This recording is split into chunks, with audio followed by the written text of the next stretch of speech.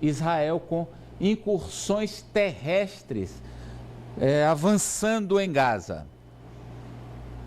Amadeu, essa ofensiva terrestre, que durou poucas horas, aconteceu durante a noite. Eu vou já dar mais informações, mas antes eu vou falar de uma notícia que saiu agora há pouco, que um porta-voz do grupo Hamas divulgou que cerca de 50 reféns que o grupo mantém, reféns israelenses, que o grupo mantém desde o dia 7 de outubro, que cerca de 50 reféns, Amadeu, já morreram e que morreram nos ataques de Israel à faixa de Gaza. Essa é uma informação de um porta-voz do grupo Hamas, que foi divulgado no site de mensagens Telegram, e que é impossível de verificar essa informação, porque ninguém, além deles, tem acesso aos reféns. Israel não sabe, não se pronunciou até agora, mas segundo o Hamas, 50 reféns mortos nos ataques. Outra informação que está saindo agora, que acontece, que é uma reunião de emergência que foi convocada na ONU, agora não do Conselho de Segurança da ONU, mas uma reunião de toda a ONU, em que o embaixador de Israel na ONU divulgou vídeos, divulgou imagens das atrocidades do Hamas, das atrocidades que aconteceram no dia 7 de outubro. E são tão absurdas as imagens que muitas ele só divulgou assim, cada mesa, cada delegação, a gente está vendo a delegação da Irlanda, havia aí esse código, que é QR Code, para que as pessoas possam acessar. E entre essas aberrações que eu tive acesso a essas imagens, há imagens de pessoas, inclusive de soldados israelenses, que foram decapitados. Essas imagens foram divulgadas agora há pouco. Já o embaixador da Palestina, também na ONU, na mesma reunião da ONU, lembrou que é um preço muito alto, que os civis estão pagando, que uma coisa não pode justificar a outra, pediu ajuda dos líderes mundiais para que parem para um cessar-fogo na região para ajudar os civis, e lembrou que entre as vítimas, que segundo o Hamas divulgou hoje, que são mais de 7 mil mortos na faixa de Gaza, desses mais de 7 mil mortos, são 3 mil crianças e mais de 1.000 mulheres. Essas são as últimas informações. Agora, sobre o ataque que aconteceu, Amadeu, foi essa ofensiva rápida por terra, que é uma ofensiva já esperada, já aguardada e já prometida por Israel há muito tempo. Ontem, o embaixador de Israel, o primeiro-ministro de Israel, Benjamin Netanyahu, voltou a falar dessa ofensiva por terra, e o que aconteceu foi, segundo as forças de defesa de Israel, é uma preparação para o que aconteceu na madrugada foi uma preparação para essa grande ofensiva, que não se sabe quando vai começar e nem se realmente vai acontecer. Foram tanques. Isso são informações confirmadas por Israel, tanques que entraram no norte de Gaza, foi um ataque direcionado durante a noite, durou várias horas, e depois as tropas voltaram. A gente vê essas imagens que foram divulgadas pelas forças de defesa de Israel, um vídeo que inclusive eles usaram drones, vídeos aí a gente vê tanques e até escavadeiras que foram usadas para entrar na faixa de Gaza. A informação do grupo, da defesa de Israel, é que eles eliminaram terroristas, neutralizaram ameaças e desmantelaram explosivos. A gente sabe que há semanas, e a guerra está entrando aí, são 20 dias hoje que completa, há várias semanas, as tropas, soldados de Israel estão perto de Gaza, estão prontos para a batalha, estão aguardando o comando para entrar, mas o que pode estar demorando, adiando essa entrada na faixa de Gaza, essa entrada por terra, seriam os reféns que Israel confirmou hoje, que são 224 reféns mantidos pelo Hamas, e 4 foram libertados. Os ataques também continuam pelo ar, são ataques aéreos. Israel disse que foram 250 alvos durante a noite, em infraestruturas, em células terroristas. O Hamas também, que continua atacando Israel, as sirenes não param de tocar em Israel, principalmente no centro de Israel, em Tel Aviv também, mas sem nenhuma vítima. Já quanto à crise humanitária, Amadeu, eu já falei, o Hamas anunciou, mas isso são informações do Hamas, a gente não pode verificar, 7 mil mortos, foram 500 a mais desde ontem, 3.000 crianças e também confirmado que mais 12 caminhões com ajuda humanitária entraram hoje na faixa de Gaza. Já são 74 caminhões com ajuda que entraram desde o último sábado, desde o dia 21 de outubro, quando foi iniciada a entrada para ajuda humanitária. Esses caminhões levam água, levam comida, levam medicamentos, mas não podem levar combustíveis. Isso é ordem de Israel. Israel não permite que entre combustível. Outra informação é que a Rússia confirmou hoje que está recebendo uma delegação do Hamas. E além do grupo, de representantes do grupo, a Rússia também recebe o vice-ministro das Relações Exteriores do Irã, Amadeu. Olha, é tudo um horror e só os senhores da guerra, e claro, os fabricantes de armas, se regozijam com essa insanidade que a gente está vendo aí. Vamos agora para a manchete da Socorro, Ari. Mais um massacre com arma de fogo nos Estados Unidos. Aos que adoram, né, defender porte de arma, que as pessoas possam comprar arma, inclusive em farmácia, olha aí. Massacre nos Estados Unidos. Polícia faz caçada a atirador que matou 18 pessoas até agora. Socorro.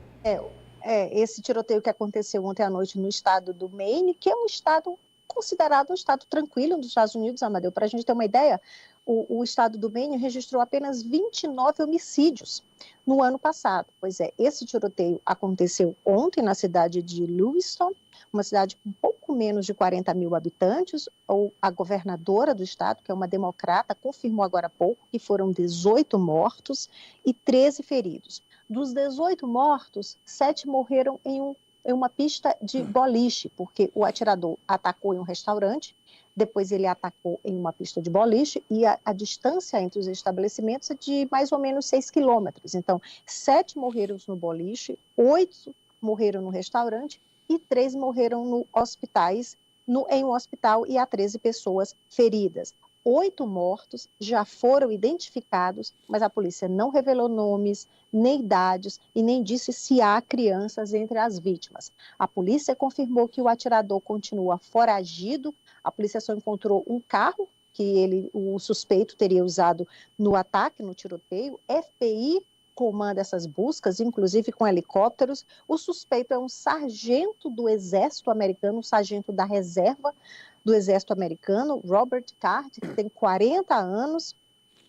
Há informações que ele teria sido internado nos últimos meses, 2 vezes, para tratar de problemas de saúde mental. A polícia não confirmou isso. Foram perguntas que a polícia deixou sem responder, Amadeu, como uma pessoa que tem problemas mentais, que foi internado em um centro, um hospital para tratar desses problemas, pode ter essa arma aí, um rifle semiautomático. A polícia diz que investiga, mas que por enquanto não poderia responder essa pergunta. Disse também que ainda investiga o motivo do crime. Agora a gente tem uma cartela aí para acompanhar o número de tiroteios em massa que já aconteceram em 2023 nos Estados Unidos. São números do Arquivo de Violência Armada, que é uma organização que monitora os tiroteios nos Estados Unidos e que considera tiroteio em massa quando há 4 ou mais mortos, isso sem contar o atirador. Então, são 565 tiroteios em massa nesses 10 primeiros meses nos Estados Unidos, né, desde todo o ano, são 565 tiroteios em massa. Com o maior número de vítimas foi esse que aconteceu ontem no estado do Maine, com 18 mortos. Depois vem o tiroteio de Monterey Park, na Califórnia, no começo do ano, no dia 21 de janeiro, com 11 mortos. E em terceiro vem um tiroteio do Texas, que aconteceu no dia 6 de maio, com 18 mortos. E a média é que 39.000 pessoas morrem vítimas de arma de fogo todos os anos nos Estados Unidos, Amadeu. Põe de novo a cartela do número de tiroteios esse ano, por favor, Nájila. 565.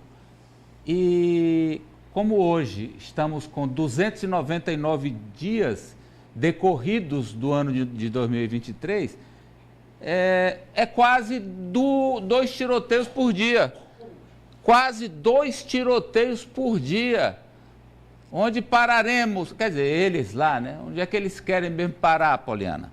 O perigo é onde também a gente vai parar, Amadeu, porque não, você bem lembrou lá no começo, essa defesa do uso de arma, do porte para a pessoa se defender em qualquer lugar que ela esteja, da facilidade de compra de armas, é uma defesa que a bancada, parte dela, o Congresso Nacional, né? A bancada da bala faz aqui no Brasil, e tem muitos defensores entre os cidadãos desse tipo de liberação, de flexibilidade do uso da arma.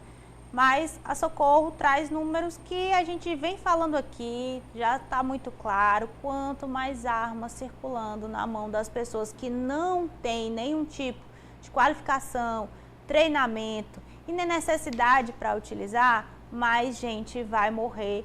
Quem tem que estar armado é quem faz parte do Corpo de Segurança Pública, é quem faz parte das forças de segurança, na minha opinião. E lembrando, Ari, que nos Estados Unidos, os governos democratas, quando tem presidente democrata, eles tentam alterar a lei lá, né, do porte de arma, mas não conseguem, nunca conseguem. Não, a indústria... Porque eles alegam que isso está na segunda emenda americana, o direito de andar armado. Mas a lei, a Constituição americana é do século XVIII, numa época do Bang Bang. E além disso, Amadeu, a indústria de armas nos Estados Unidos é fortíssima. O lobby da indústria armamentista norte-americana é considerado o mais forte dos lobbies, junto a congressistas, a atores, a personalidades da vida pública norte-americana, na terra dos lobbies. Então, na terra dos lobbies, o lobby da indústria das armas é muito forte. E esse fenômeno, né, dos atiradores em escolas, já estudado por psiquiatras, psicólogos clínicos, desde a década de 1980, depois com a escola Columbine, lá no Colorado, que virou filme, né, Tiros em Columbine, do Michael Moore.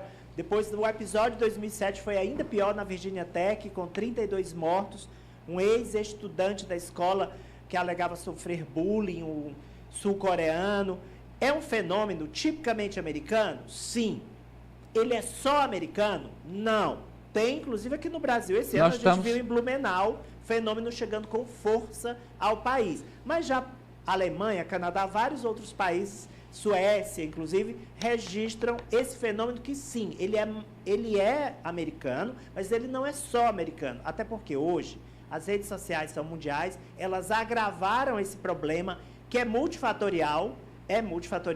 Os estudos mostram que se ele sofre bullying, no caso de ser ex-aluno, não é esse caso especificamente que eu estou falando dos atiradores em escolas. Por quê? Em geral, são ex-alunos. E aí eles são vítima de bullying. Quando eles são vítima de bullying e já têm um passado de psicopatologia, com uma família violenta, uma família desestruturada, aí você tem a tempestade perfeita. É uma soma de fatores. E quando não são ex-alunos, não é por acaso que eles escolhem a escola. Eles escolhem a escola porque ele é um símbolo da sociedade. É lá onde os cidadãos são formados, onde se aprendem os valores de uma nação. Então, a escola é sempre o alvo. Uma pergunta retórica para você, Marta. Uma arma, ela é fabricada para quê? Matar.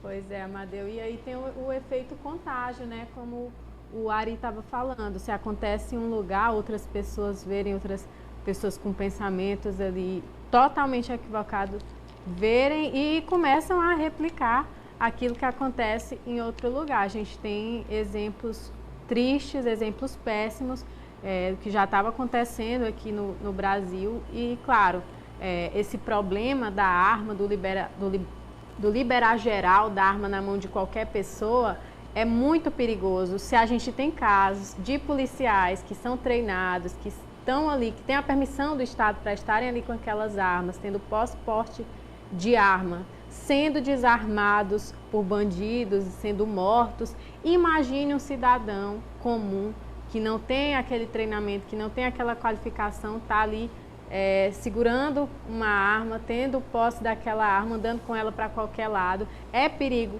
tanto para ele como para as pessoas que estão ali em volta. Então, a gente tem exemplos de que isso não pega bem, de que isso não funciona. Não termina bem. E ainda tem gente que quer colocar, replicar aqui no Brasil. É triste. Socorro Sampaio, obrigado.